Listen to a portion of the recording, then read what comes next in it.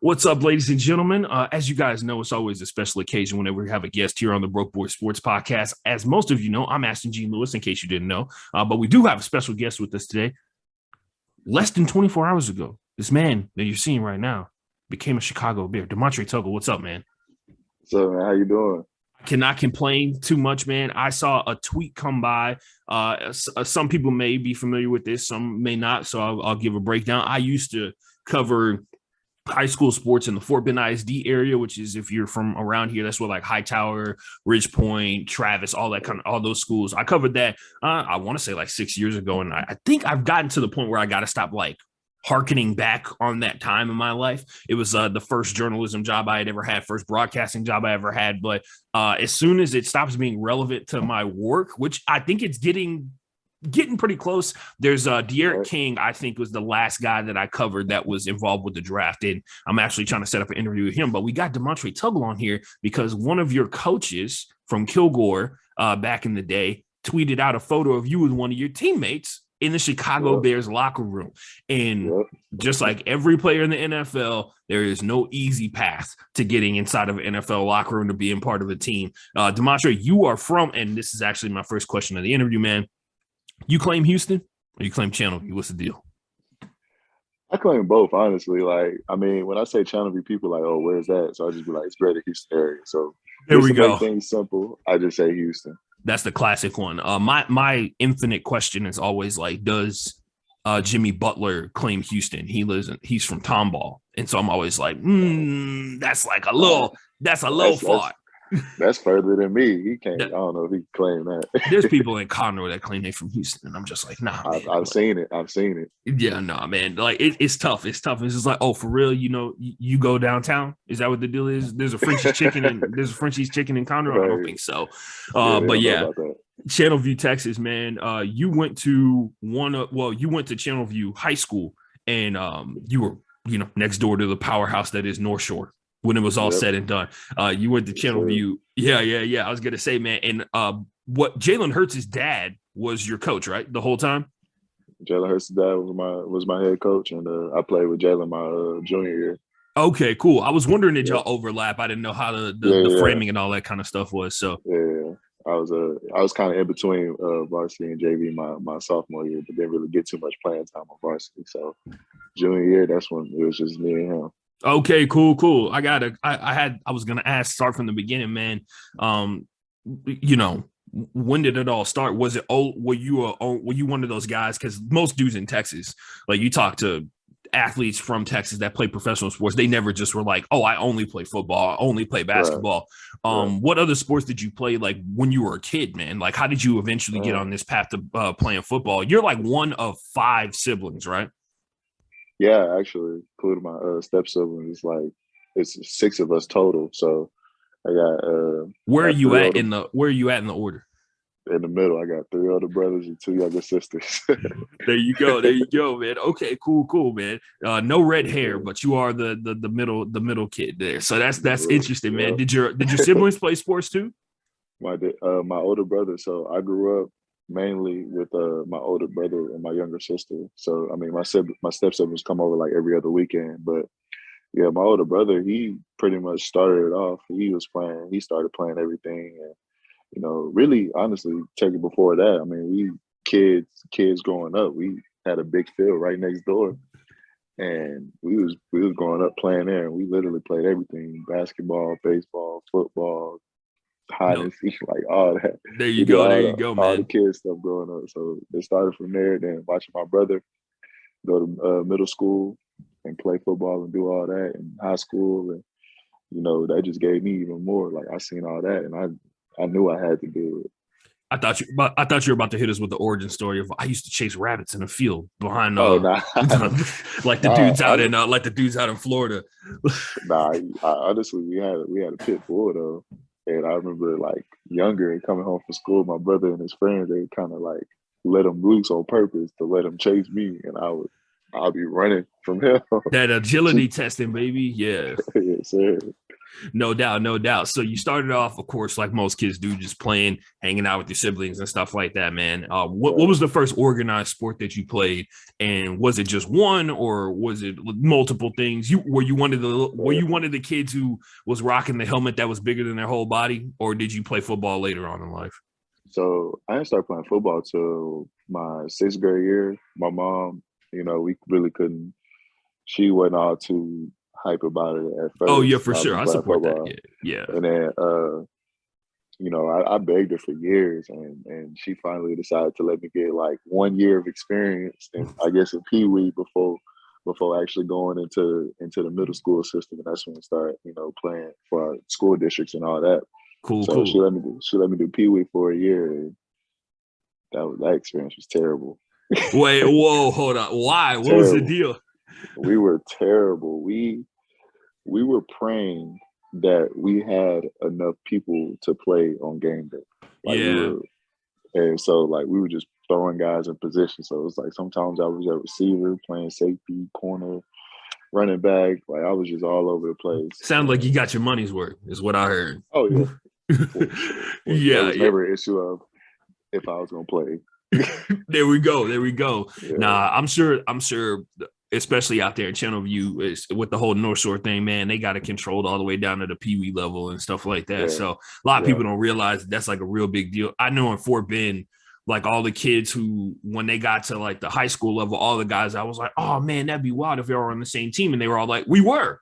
They were Yeah. like, we used to play Pee Wee football. We used to play Pee Yeah. Wee football together, and we went like Everybody undefeated grew for up. like 3 years. Yeah. Yep. Yep. And it was like every single like really good player. Like they had like one like super stacked Pee Wee team or whatever, and they were all Right. like, yeah, like we all used to play together, and like we actually used to play with Deuce, who like play for HISD schools now too. So I Exactly. assume that there had to be teams that were like, oh, we can't get all the, we don't have that, Yeah. we don't all live in the same neighborhood and all that kind of stuff. So What's crazy is they had teams like that. I ain't even played. They had two teams. They had the Channelview team and they had the North Shore team. yeah, I didn't play for none of those. Like I just had a bro, and he was playing. Like I grew up with him in like elementary school, and he told me to come out for his team. I just went out there, and that was the team I was playing with. there you go. Nah, hey, ladies and gentlemen, that's how recruitment works. Speaking of recruitment, Yeah. foreshadowing something later. So you start playing football, and when you get to sixth grade, hopefully the experience was a little bit better than Pee Wee. Yeah. So yeah, and of course, when you talk about like top tier athletes and stuff like that, guys who play football in general, most of the time, if you played running back, that means that you played like 7 other positions before you ended up playing running back. You already hinted at playing safety, wide receiver, and stuff like that in Pee Wee football. What was it like when you got to the middle school ranks, man? Did you immediately drift to running back, or did they kind of move you around and stuff like that? Once I honestly, like I said, I started playing sixth grade year. So like towards the end of the season, they realized I could run a little bit. So they started putting me in the backfield. And like really from there on, I was like, I know this is what I want to do. So going into summer, we had like our district had like a little organized summer workout. Mm-hmm. It's called like FACT. So I went up there, got real well acquainted with the middle school coaches and showed them I could run. And I like basically like let them know off rip. Like I was running back. Like that was it. So from day one, I knew what I was playing, and I knew that's what I was doing.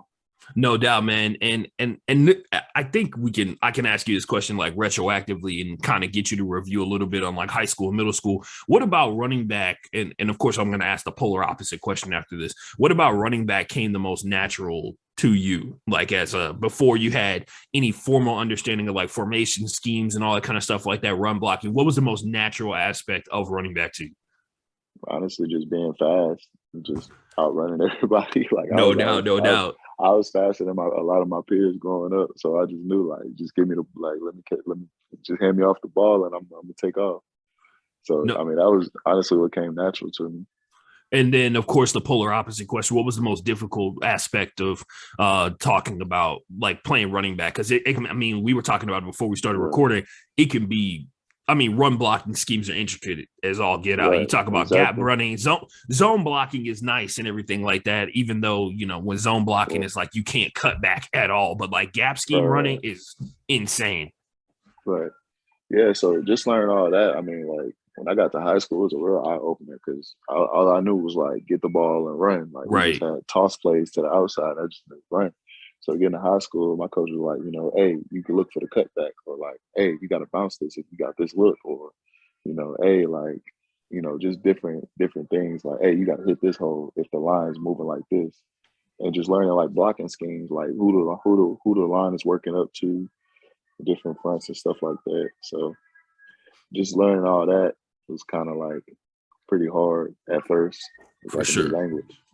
And then, of course, it's not even just learning that. Like, you can sit there and have somebody explain it to you verbatim, but then you got to do it at like more top speed, which is great. It's super difficult to do overall. So you get to you talked about playing middle school. So did you only, of course, they had you probably running track in the off season, right? Yeah. Sure. So what events did you run in track? I recently saw this TikTok where this kid literally was at a track meet. He was like, yeah, I went to go like support the track team. Like I had already finished my events. You saw this TikTok where he's like in the woods, where he's in the woods. He's like, they tried to get me to run the 400. He's like, I came to support. As a dude who never ran track, as a dude who never ran track, but also hates running just in general, when I have to force myself to do it for my sport, I 100% related to this kid. He's like, I was just trying to support it. Sure. For sure. So middle school, I strictly sprinted, just 100, 200, 4x1, 4x2, like all that. Mm-hmm. I did pretty much that all the way through high school, and my coach. And then when I got to high school, my coaches wanted to push me a little bit more. So every now and then they'll throw me in a little 400 or a little 4x4, and kind of test my manhood. So yeah, no thanks. He's like, man, coach, don't worry. We don't need to test it. You know what I mean? Like, I'm good. Find another way. Like, it doesn't have to be this way. Did you ever get a chance to run at the TSU relays, man? Never. We never ran TSU relays. I think the biggest track meet we ran at was probably the Nike Invitational in DeSoto, Texas. Okay, cool. Yeah, that's where by the way, for those of you who are like not from here, every time you see those like ridiculous times for like the 100 meter, where they're like, oh my God, 7 kids from Texas ran faster than like some Olympians did. And I'm like, that's where that is. It's a Nike Invitation. I asked about the TSU relays because every track athlete I've ever asked that's actually run at the relays, whether it be in college or at high school, always comments on how they hate the relays because while you're running, you can smell the funnel cake and the food and stuff that's going on around it, because the TSU relays is like a party. I already know. But nah, I didn't get to run up there, unfortunately. No doubt. So we got track, we got football. You play any other sports? Did you try your hand at basketball, man? I saw you got that huge vertical. You got like 39.5-inch vertical, right?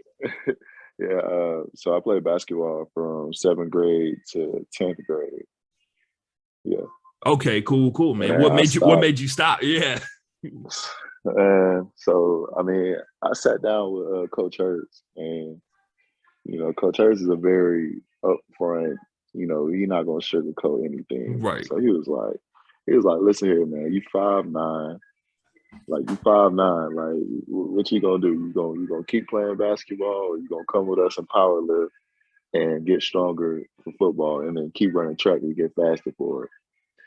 So I had to make a business decision. Yeah. Nah, those, as a reporter, like, coaches tell me about these conversations all the time, man, where they're just like, look. Like, it's tough when you have like he's like, yeah, you got like your 6'3" tight end who wants to play basketball. It's just like, hey, buddy, I don't know if you know how basketball rolls, but 6'3" not enough for you to play power forward. And you ain't got a jump shot. So we might need to redirect our energy and our focus. So, no, I feel you though. But yeah, no, that's cool, man. Hey, at least he said something. I've heard situations where dudes are like, yeah, I had that conversation with my coach and I still kept playing basketball, type stuff like that or whatever. And I'm like, because versatility in your sports is important, right? But if you got goals and opportunities that are on the horizon, all you got to do is focus a little bit more on powerlifting. Exactly. Yeah, no doubt. So did y'all have a powerlifting team at Channel View, or were y'all okay? We did. I know y'all. They had some of Jalen's powerlifting videos circling around when he was coming out. So I was on that team. Well, he did his sophomore and junior year. I just did it. I did it my junior year. Gotcha. Cool. Nah, powerlifting like varies from school to school. You know, like especially in Texas, you would think that everybody powerless, but very few high schools have a team. Just like wrestling. Like wrestling's not as popular as it should be here in Texas because it costs so much money to build those facilities and everything. Yeah. Sure. But yeah, so we got powerlifting, we got track, we got football, we got the dedication.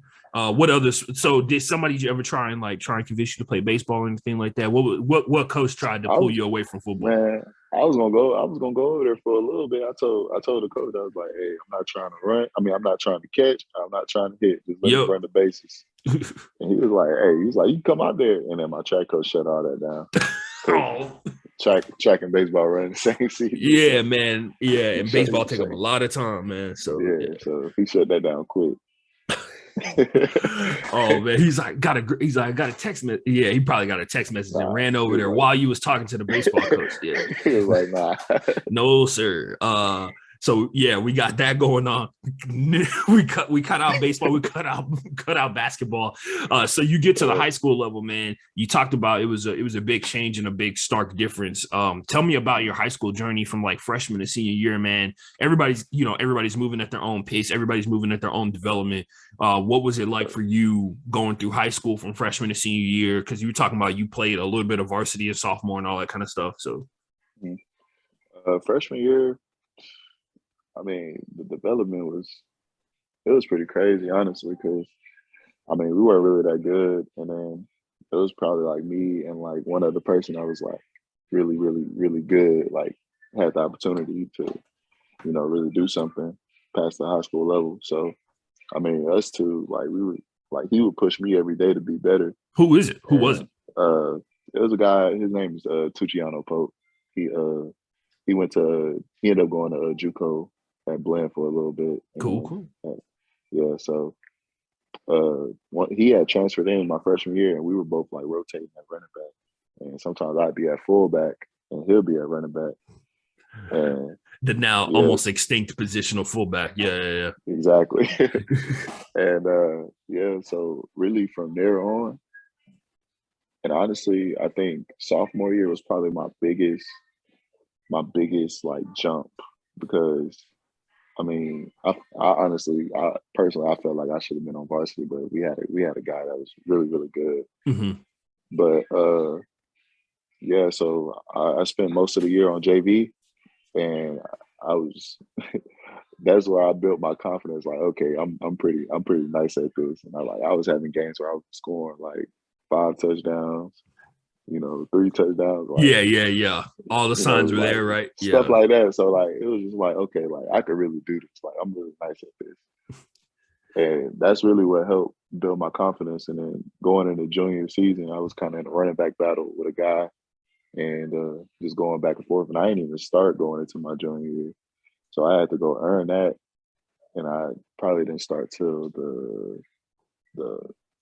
4th game going into the year. I didn't start, and then it took a couple games getting acclimated to that 6A Texas football. But once I finally got it and the game slowed down for me, everything just fell in place. And so I gotta ask, man, you play football in Texas in a at 6A, which if you're not familiar with Texas football, that's the highest classification. Now, so he played against the schools that have like the most enrollment, which means that you played against like freakish level athletes at every single step. You being one, but you played against a lot of dudes that's just like you're not 18, you're not 17. So who's the wildest one for you, man, that is still doing it? Like somebody you remember distinctly playing against that's still playing now? DeMontre Tuggle. Who went to North Shore High School. DeMontre Tuggle, who plays for the Jacksonville Jaguars. Yes, that one. The one who went to LSU. He was a 5-star for a reason. He's like he was massive. When he was in high school, he's massive now. So yeah, that makes sense. What about Caleb Vaughn was wild? Like just the fact that he was right next to you every time you touched the ball when you got a handoff. Yeah, I mean, first of all, his story was just crazy. Just him coming out, being a basketball player strictly, and then coming out, and then we hear he got an LSU offer off rip, and then went to one camp, right? And then got an offer like instantly. Yeah. We heard about that, and we was just like, dang. So like we playing against him, and this man's like like really making plays and explosive. And I remember I ran like a little swing screen route. And as soon as I caught the ball, he was right there. And yeah, like he was like that. No, I believe you, He was man. like that What for sure. without question, you told me that, and I'm like, yo, he could literally say like 20 names right now, but then you say like the freakiest of the freaky athletes, and I'm like, yeah, that makes sense. Yeah, Yeah. yeah, no doubt. So you have the high school career going on, man. So while this is going on, you get to a point where like your junior year's around, you're in a running back battle. You eventually went out to become the starter. This is the 1 year that you played with like Jalen Hurts, right? And Yes, sir. so there's a lot of eyes on Jalen, which means there's a lot of coaches watching film just in general. What was recruitment like for you? I know you ended up with 4 offers at the end of your high school career, right? What was the No, I had no offers. wait? Okay, so 24/7. Damn you, 24/7 sports. That was out of JUCO. That was out of JUCO. Oh, okay, that makes a lot more sense. Yeah. So no offers coming out of high school. Did you get like anybody talk to you? I know everybody gets the stuff in the mail where it's like, yeah. I got the school and I got the camp invites and all that. I mean, I wasn't really big on camps, honestly. Like, I mean, I feel like I guess I should have gone to. I was gonna say, do you feel like that kind of affected like recruitment in general? Because you know that the camps is how you get on like people's they have dudes with cameras there and stuff. So talking to a lot of people, they said how camps went and invites. I guess I should have went to a little more camps. I mean, I went to like 2, but that was it. But yeah, so I mean, I ain't really. I got a bunch of camp invites, and I would have coaches like who would come to see me like during the spring, watch me practice and all that. mm-hmm. So I mean, like I was talking here and there, but the thing was, I was always waiting for somebody to pull the trigger, and nobody ever did. I waited. Went crazy my senior year. I felt like I went crazy my senior year, and was waiting and signing day came and nothing. And yeah, I think like 2 weeks after signing day, Coach Hurst texted me and said how Central Arkansas, they was really interested and they were out of scholarships, so they offered me a preferred walk-on opportunity, and I jumped at it. And was up there for 5 weeks. 5 weeks. What? Yeah, man. You gotta let me know how that goes, man. What was the deal? What happened? Like 5 weeks at Central Arkansas, and then you're like deuces. Like we gotta go. Nah, it wasn't that. So not gonna lie, I mean, in high school, I mean, my like senior year of high school, after kind of in between football and track and all that, I just kind of like hit the neutral, got a neutral with school and everything, and grades kind of fell down. So I ended up right below the eligibility line to compete for at the Division I level. So after summer 1 of working out at Central Arkansas, they brought me in the office and they basically told me all that, and they said I had options as far as basically stay there and sit out a year, like I wouldn't be affiliated with the team at all. They said I can go. They said I had the grades to go Division II, and they was telling me that some D2s were already interested, or they said I could go to JUCO. So I went back. So in that moment, you're sitting in the office, man. You already been working out. You got the gear on. You've been hanging out with your teammates and stuff like that. What was running through your mind, man? Like, it's got to be like, yo, like, did you, first of all, like, you knew what your grades were and stuff going into the situation. So you were just like, were you walking around just like waiting for the conversation, or you thought we're like, oh, well, we're good? Like, I figured I was good because, everything was good. And like, why would they even let me on campus if like, yeah. So I figured I was like, I'm here now, I'm good. Like, but I remember my coach, he kept asking like, hey, when your final grade's coming out? Like, I was like, why are you asking me that? Yeah. Obviously because I was on the bubble. So, I mean, when I got told that, my heart just dropped, and I was just like, man, like I felt like the world was ending. Like, I felt like I damn near felt like it was over for me because, man, right. I just felt like, I had let everybody down. I was, everybody was excited for me back home. I felt like I just let everybody down. Like I was, I mean, I wasn't on scholarship, but I was a Division I You football player. played Division I football. Yeah, exactly. Right. So like I felt like I was letting everybody down, man. And I just felt like crap after I found that out. Like, man, and this was like literally I found this out a week after I buried my grandpa. So Yeah. So it was yeah, a lot of stuff like that weighs yeah. heavy So on you, man. Yeah, for yeah, sure. so I was just like, man, like this can't be happening. And so I went back to my room and I called my mom, called Coach Hurts, and basically told him the situation. And we just decided that it was the best decision to go JUCO and just try my luck with that. Mhm. And I was I was so mad. Obviously, this wasn't the best way to go about things, but I was so mad. I was like, man, whatever school call first, that's where I'm going. Oh man, no way. Because it's like I swear. it's I no swear to telling. God. It's no telling who could call first. Yeah, no doubt, no doubt. I No, swear. I said, whatever school call first, that's exactly where I'm going.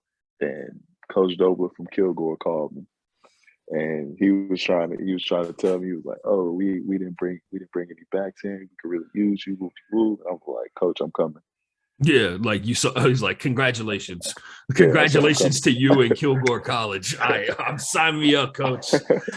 Yeah, I said, I'm coming, man. That's it. Yo, so I gotta ask, who called second and who called third?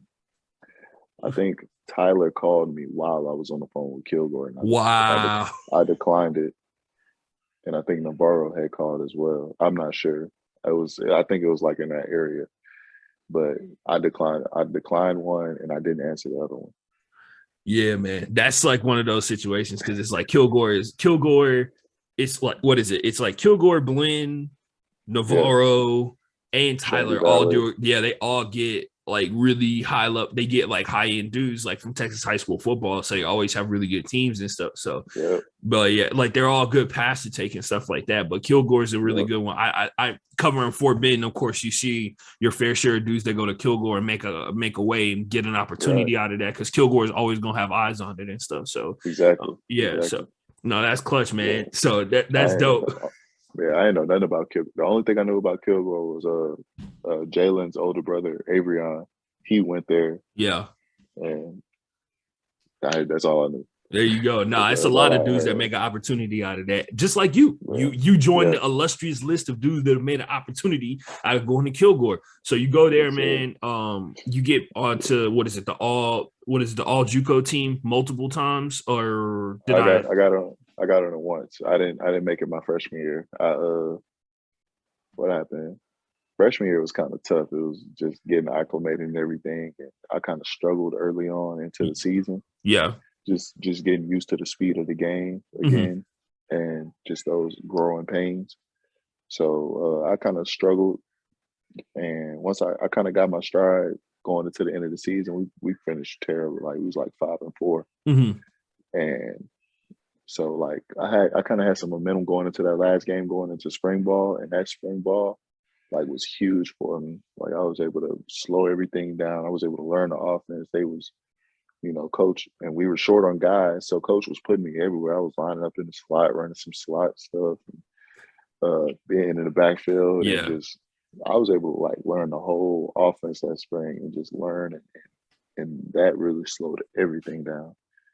And then coming in the sophomore season, it was just everything was just lined up. I was the undisputed starter, and you know, I remember Coach Egg, the head coach. He was like, I really like he like gave me like a lot of confidence because I personally I was still a little iffy about my spring, but he was like, you had a great spring. I feel like we could get you the ball in space and you could really Mm-hmm. be, really be productive in that. And I feel and like he was like, that's what we're gonna do. So coming into the sophomore year, we was excited. We felt like we had a really good team, and yeah, we just everything just started falling into place. Like first game we won, we went 2-2 our first 4 games, and after that, we went on an 8-game win streak. There we go. Yeah, we won an 8-game win streak. We won conference championship. We won a regular season championship. We won a conference championship, and we won our bowl game. and I think I got like over 1,000 all-purpose yards, and I got like second team all conference. And I feel like I should have got first, but I didn't play the second half in like a majority of our games because we were winning that much by that much. Right, no doubt. There we go. I like So that. That seems like I got to rest because we was up by so much. I gotta yeah, ask you, man. Go back to you were talking about the transition was tough for you, man. And I get it. Because quite frankly, some of the teams that you played against are better than some Division I college football teams that are out there in terms of right, talent and stuff. So, right. what was the transition? What made it so difficult? And how did you like personally adjust to overcome it, man? Because I know Right, as a guy who went to college and stuff like that, the transition is drastic in terms right. of I how it mean, goes. And then I can't even imagine being a student athlete. I was not a very good football player, but it was tough for me to like right. go for yeah. So Just trying to balance everything and learn like the speed of the game, and it's a whole different type of responsibility that I got talking about being a college athlete as far as managing school and homework and all this other stuff, keeping that to the side, and then managing football and learning, having to know the game plan and know what you got to do and know your assignments going into the game. So taking all that and then putting that into the game and then trying to, maintain the speed of the game and how everything's going. It was a little tough at first. It was a little tough, but it all slowed down eventually. no, that's dope, man. And you talking about it So slowing down because obviously that's a product of like learning and being able to anticipate after seeing the same thing over and over again. And when you get to, it gets more and more difficult as the higher up you get. And I'm sure you'll be able to attest to that when you get when you finally get into camp and stuff like that, man. So you right, go to Kilgore, you kill the opportunity, you ball out of control, you start getting calls from people. And like we said before, you went from no offers out of high school, Central Arkansas, left after the grade situation, and now you're back, man. Now you're back. You're getting attention from people that didn't, that weren't paying attention when you were in high school because you went out there and you killed it. You right, overcome the challenge that is transitioning from high school to JUCO and stuff like that. You beat out all challengers, and now it's time to make a decision. You got offers from what 4 or 5 different schools in total. How did you come to the conclusion of you wanted the Wildcats, right? Ohio University Bobcats, Bobcats, Bobcats. Yeah. Bobcats. Yeah. How did you come to the conclusion of picking Ohio University?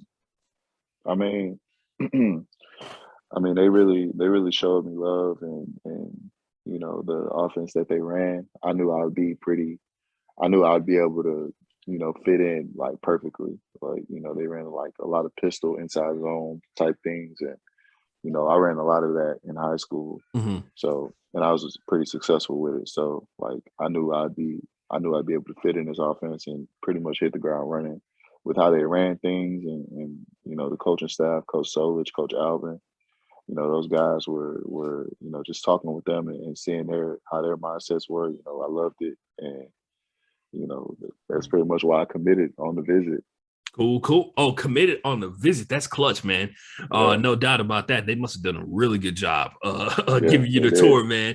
Food They must have did. been They real did. good. Food must have been Oh real yeah, good. we was eating good for sure. No doubt, man. Oh, so wait, I gotta ask, man. As a personally as a fat guy, I gotta know like what was the food on the visit? Like what was the deal? Man, so it's a hotel and it's like a restaurant inside the hotel that was like really, really good. Like it's like I think it's called Culver's or something like that. And Okay. man, they got some great. I had like a New York strip steak, and they had like stuff like catch of the day, stuff like that. Like Yeah, no doubt, no doubt. man, it was Okay, great food. okay, I okay. was I wasn't even thinking about food. We ate so much. I wouldn't even like. It was time. It was like, you hungry? I'm like, no. Like I'm good. Yeah, no doubt. You're like riding sky high, right, man? You like you're Yeah, on cloud nine right now. nah, Um, for sure. yeah, so that's dope, man. So the other places that sent you offers, did you go visit anybody else or anything like that? Uh, I took a visit to UTPB. UT Permian Basin. Yeah, I had a friend who graduated from there, yeah, and honestly, I saw photos of her dorm. It was interesting. I didn't first of all I didn't know Permian Basin had like a UT branch or whatever. Shout out to them, but yeah. I understand why you chose Ohio University. So yeah, Yeah, no, they were recruiting Kilgore pretty heavy. So like I think it was like 8 of us. and we went. And Nice. Okay. yeah, it was cool.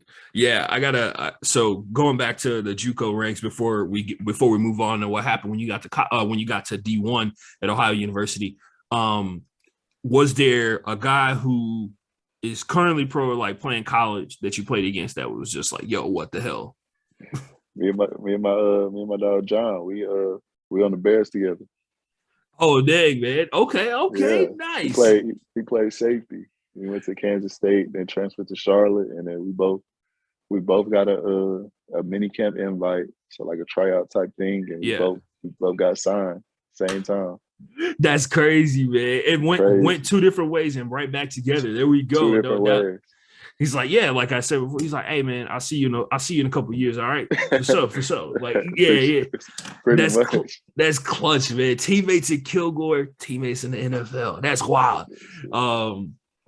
So yeah, y'all have a, of course, there's a big test coming up.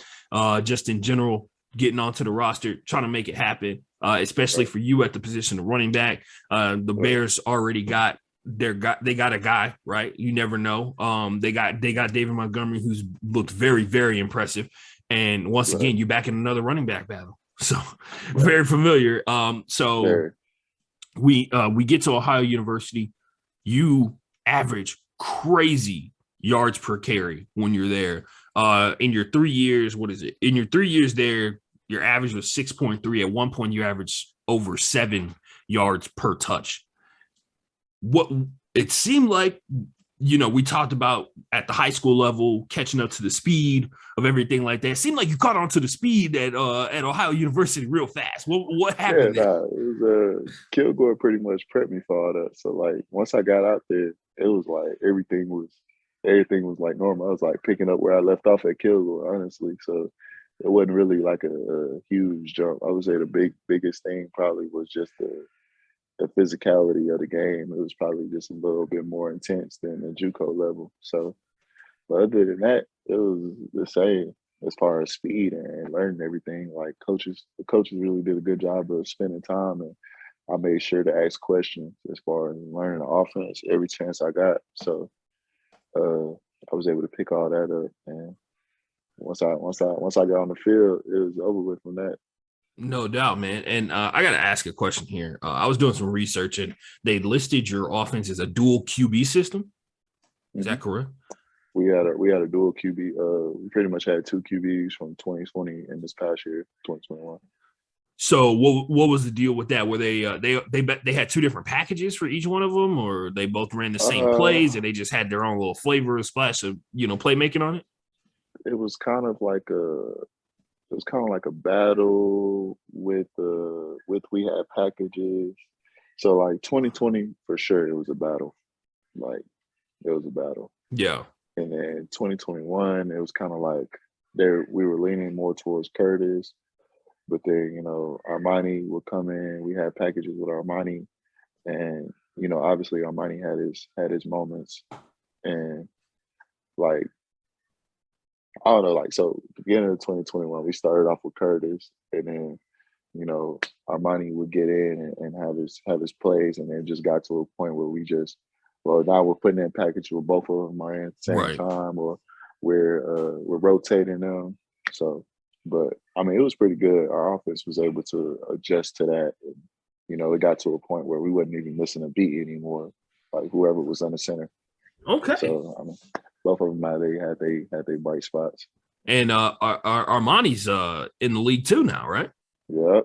Signed with the Washington Commanders. Yeah. So no doubt about that. That's wild, man. Dual QB system at the highest level. What else is I gonna? Oh, I had to ask you, man. You go out there, you perform, you ball out of control. 3 years. What'd you do during the lockdown year? Lockdown year? Yeah. As far as off season? Yeah. So like, what was the deal for you guys? They let you guys like on campus and like train with the team. Did y'all choose to be in a bubble? What was the deal? So what was crazy? I mean, this kind of happened like during our spring break. So I stayed in Athens. I didn't even go nowhere for spring break. I just wanted to work, and we was kind of in the middle of spring ball. So I was just trying to stay in shape and be ready when when we came back to spring ball. Yeah. But so we got the notification that we had like 2 more weeks off after that. So I came home to Houston, and once I got here, then that's when everything shut down. Damn. And, yeah. So after that, I found a guy, one of my running backs who I played with in high school. He linked me up with a guy that's kind of like training out towards the Crosby area. Mm-hmm. And I'd work with him. He'd open up his gym and give me like one-on-one sessions. Nice. Work with Dawson, the running back. So we'll work together. And then also the running back who was above me, my sophomore year, who was the guy, he trains now. So I was doing position work with him too. Okay. So I was just getting work in wherever I could find it. No doubt, no doubt. Yeah, especially I know, there's like Darian Kennard from Kentucky who was like lifting and cutting trees down in his backyard as training and stuff. So I was wondering. I got a video of me doing pull-ups on a little branch out here in the field. On a little tree branch. On the branch. There you go. Yeah. For sure. Nah, I was just wondering. I always wondered like how that gap year went for a lot of people because it was difficult because there's a lot of dudes who were like on the way up. There's a lot of dudes who had high stock going into it, and they were trying to get ready to make that transition. And the lockdown year threw them off. Your whole college career goes through, man. You get 3 years at Ohio. When it's all said and done, you finish your 2020 year with career highs in carries and career high in yards to go along with it. And once again, over 5 yards per carry, which is absurd at any level of football. When it's all said and done, I think it's indicative of your skill level for sure. Then it's time to make that decision, move on to the draft, and throw your name out there and get ready for the process. And when people say as a dude who watches the draft unfold, it looks exhausting. I can't even imagine what it's like for you guys while draft season is going on the whole time, man, because it's like a whole season in and of itself. Because you declared for the draft, man. What was the conversation with your coach like when you were like, "Coach, I'm out of here"? I mean, I had used up all my eligibility. Yeah. You were like a fifth year senior, right? Yeah. Yeah, I was like a super senior, they like to call it. Yeah. So it's pretty much like, hey, I appreciate what y'all done for me, and finna head out. Yeah, no doubt. And then your 2021 season, you signed an NIL deal, right? I signed a little something. Yeah, no doubt. That's cool, man. Nah, like it's just crazy. You think about you talk about no offers out of high school, and you like signing NIL deals for Division I football programs and websites and stuff like that. Because that's dope, man. It's a blessing. It's a blessing for sure. Yeah, you tweeted out like my life is a living testimony right now. So I always find it like, man, that's like, I mean, it's a wild story for sure, and it's not even done yet. That's the best part of it. That's the crazy part. Yeah, so you're done. You're done with the eligibility. You used the free COVID year too. I did. Damn. I came back. Yeah, there you go. Use the free COVID year, 5th year eligibility. He's done. He's out of here. He says it's time to go out here and make this bread. You get ready for the draft process. Who do you choose to train with, man? Because how many agents? And once again, we're back to recruitment. How many agents hit you up, and who did you sign with? So agents started hitting me up kind of towards the end of the season. They would call, check in, probably like basically introduce themselves, like formal introductions and all that. But I eventually signed with my guy, who I'm with now, Mike, and he's pretty much been consistent with checking in on me and asking about family. And even when I wasn't signed to him, he was like, "Hey, like Arby's is looking for a running back to represent their brand," like throwing that out there, like letting me know stuff, like just what I'm saying, just being, for sure, just being helpful. And so he came out here, he visited me, and we got to actually sit down and talk. And I was, he basically told me like, I'm gonna fight for you. And I was really careful about picking that because my loyalty runs really deep. So I wasn't just trying to have a guy that just wanted to, I don't know, just like use me as a payday or something like that. Yeah, for sure. So like if you working for me, I'm gonna make sure like we gonna be right, we're gonna be good. Mm-hmm. So he checked all the boxes. There you go. There you go. What's Mike? Do you know what Mike's agency name is or his Twitter handle or something like that? I believe he works for Agility Sports and Agility Sports. Cool, man. No, that's good to hear, man. That's good that you got somebody who you have a personal connection with. That's paramount to the success of any athlete, especially when it comes to agent representation. Did you ever contemplate representing yourself? I know that's like a veteran. That's like a vet move, right? Like it takes a little bit longer to lead. Yeah. I don't know nobody in the league. I mean, I know people, but like I don't really know, as far as close family and stuff like that. I don't know nobody in the league. I don't know nobody. I don't really know nothing about the business. All this is new to me. So I need somebody that knows what's going on, what's going to happen. So and Mike's been that. So for sure, man. No, that's good to hear. The draft. So you pick an agent. What do we go with in terms of training and preparation for the draft? So I mean, Mike kind of pointed me in the direction of Derek, and I did some position work with Rashad, the Footwork King. I was gonna say, yeah, Footwork King out of here in Houston. So yeah.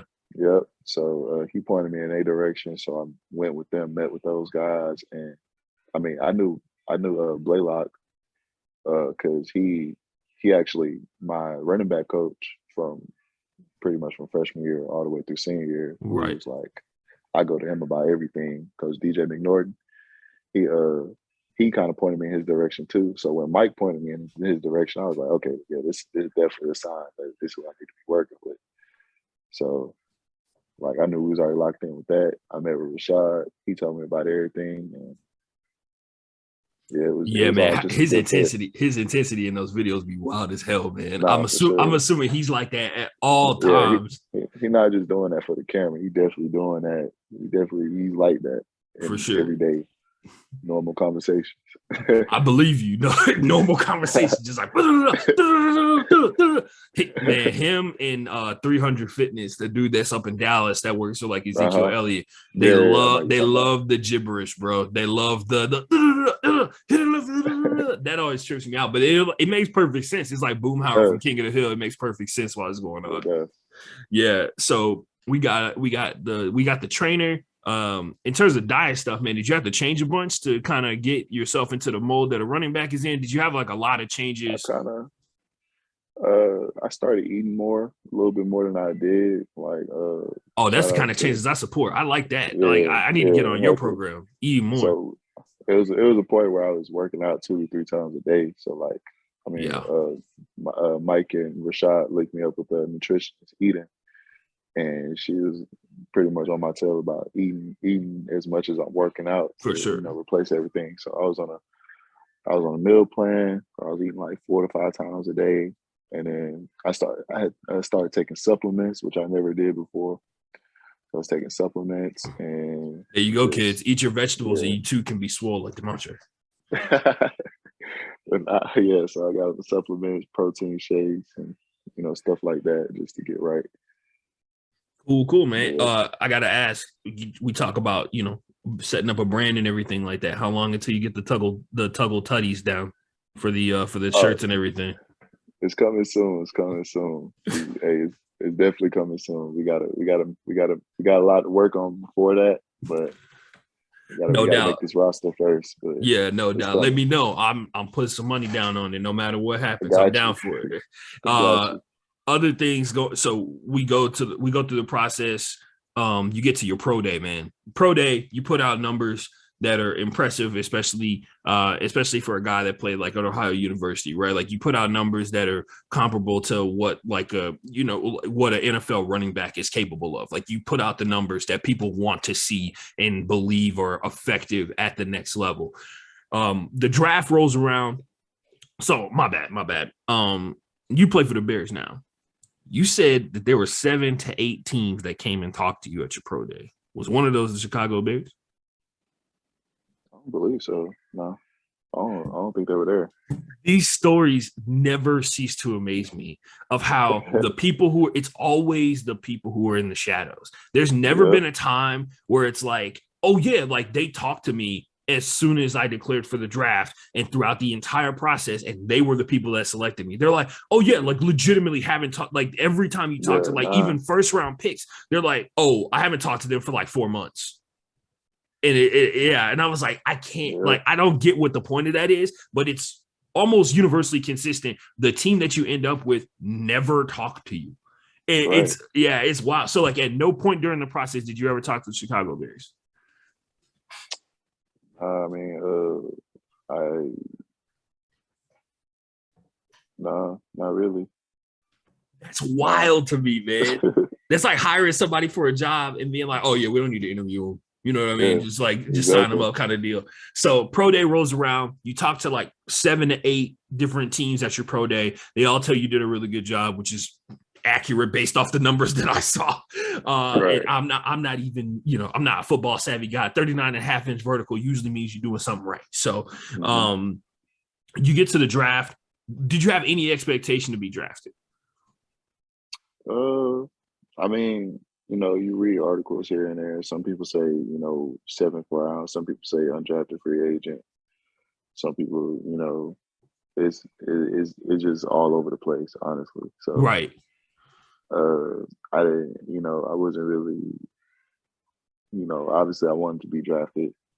I wanted to hear my name be called, but I kind of understand how the politics and business side of it works and all that. So I was definitely tuned in, and I was definitely by my phone, and I was watching, praying that I got the call. No doubt. But wasn't in the cards this time around. Yeah, it just wasn't in God's plan. So, but eventually, you did get a phone call. I have to ask, man. So, like, how soon after because they call it the shadow draft, right? I read that article. I think it wasn't Joe Thomas. It was a Player Tribune article where they called it the shadow draft, and they're like, as soon as Mr. Irrelevant got selected, 7 people called me at one time. Like, and it's because they're trying to get the dudes that are on their board to sign deals as quickly as possible. He was like, I had to run to the library to print out the contract that they sent to me so I could fax it back to him and all that kind of stuff like that. What happened for you immediately after the draft? And then what was the process leading up to the trial? Really, before the draft was even over, my agent called me. Like, I think it was coming down to like the last picks, and my agent called me and told me that Chicago had extended an invite to, attend rookie minicamp. So, I was excited about that, but we didn't accept it like right away because we were waiting to see what some other teams were going to be doing. For sure. Yeah. So about probably like 15 minutes go by, and they called me and basically told me like, hey, like, we really want you to come to camp. So, I pretty much accepted right there, and we got everything situated as far as the flights and all that. And, made the announcement to my family. Nice, man. Yeah. So the goal is achieved. The bag is secured out here. Your coach feels vindicated for telling you to not play basketball anymore after your sophomore year of high school because you're in the NFL now, man. You get the invite. You go to the tryout. They sign you, and like 8 and 7 other dudes off the tryout. What was the tryout like? What did they have you do? It was just like a regular practice. It was just going through everything as far as meetings. It's kind of like fall camp, honestly. It was like going through meetings and lots of meetings, walkthroughs, and then, basically full-on practice, go through special teams and cool team periods, 7-on-7, all that stuff. And nice, man. So how'd you what was your feeling about it while it was going on? I'm sure had to be a ton of nervous energy, just being like everything that you're doing is being assessed and you never know like what's going to stick in a coach's head. What was going through your head while the trial was going on, man? Like were you mentally calm or what was the deal? I was just focused in on my assignment on every play. Just, this is different now. So we going out of huddle. I'm used to going off signals and all that. So okay. Now we huddling up every play, and I gotta, listen to certain calls and play, and immediately know where I gotta line up, where I'm heading to, what's my reading points, and all that stuff. So I was really just making sure I focused on, And all my assignments, each play I ran, just going 100% and finishing every rep to the best of my abilities. And in meetings, I made sure to take really good notes and ask questions when needed to, and just do all the little things, to a T. No doubt, no doubt. And of course, what was it like afterwards? Did they come up to you immediately afterwards and they're like, "Hey, man, welcome to Chicago Bears"? What did they call your agent type deal? So it was kind of like after the last practice, we met up on coach. He broke us down. They told all the trial guys go see the GM, and basically told us like, "Hey, if we come get you, come ask for a physical. Then basically that's how you made it. And if not, then we'll call you if we need you. We'll thank you for coming, all that." So as soon as we broke the huddle, one of the people came and got me and told me to shower up and go get a physical. So yeah. I was, man, my emotions are all over the place. I was gonna say, man, like that seems like a good moment to break down and cry a little bit. Right. You know what I mean? You know what I mean? So I don't know how you display your emotions or whatever, but like, that's wild, man. That's like the dream come true type deal, man. I don't know if that's like your ultimate dream, because I know everybody's got dreams outside of ball or whatever, but when you've been working that hard on the path that you've been on for that long, and somebody be like, "Hey, welcome to the NFL, dude." Like you made it, yeah. Yeah. So, that was yesterday, by the way. That was yesterday. That was, what was it, like 24 hours ago or something like that, or what? Yes, sir. That's crazy, man. That was yesterday, for those of you who are wondering. But yeah, man, from the path of no offers out of high school to the NFL, man, absolutely amazing, absolutely astounding. What's next, man? What's next is we got OTAs. Got to go back up there on Sunday, and we start OTAs, rookie development, all that stuff, and then we get ready to do all that. Really get ready for camp and all that, and try to make this 53. There you go, man. That's all I'm focused on, getting to the 53, doing all the things necessary, things that got me here, and doing more to make sure I get to the 53. No doubt, man. And I gotta ask, this will be my final question. We're done here. What gave you the confidence to keep pushing forward? Like, you have like a lot of things in terms of like what happened at Central Arkansas, of course, having to go the JUCO route. And I mean, based off what I've heard about playing JUCO football, it seemed like any given day it can be demoralizing, because it's just like you wondering like if anybody's even watching type deal, because you're like off radar type stuff. What kept you moving forward, man? Family, my mom, she was always, we went through a lot those past, from the time my papa died to shit, even now we've been through a lot with everything. So I know that her seeing me be successful on the field and accomplish all these things, I know that gives her a joy, and it kind of eases everything for the time being. So really knowing that I'm able to kind of be that security blanket, and that kind of that peace, that joy, for her, and honestly for my family, because we've been through it, we all going through it. Knowing that I'm able to be that, it really brings me joy and brings me peace, and keeps me pushing, going forward, and want more. Ladies and gentlemen, that's the DeMontre Tuggle. He is chasing the dream that he's gotten step one of, well, I guess you could call it like step like 57 or 60 something. Anyway, he's still chasing the dream while living it at the same time. I appreciate you coming on the Broke Boy Sports Podcast, and hopefully this podcast can be at least half as successful as your football career is going to be, man. You're still moving forward, and stick with it, man. Of course, I'm always I'm gonna be rooting for you. Gonna be watching, man. Can't wait to see what you do this season. Thank you. Thanks for having me. No doubt.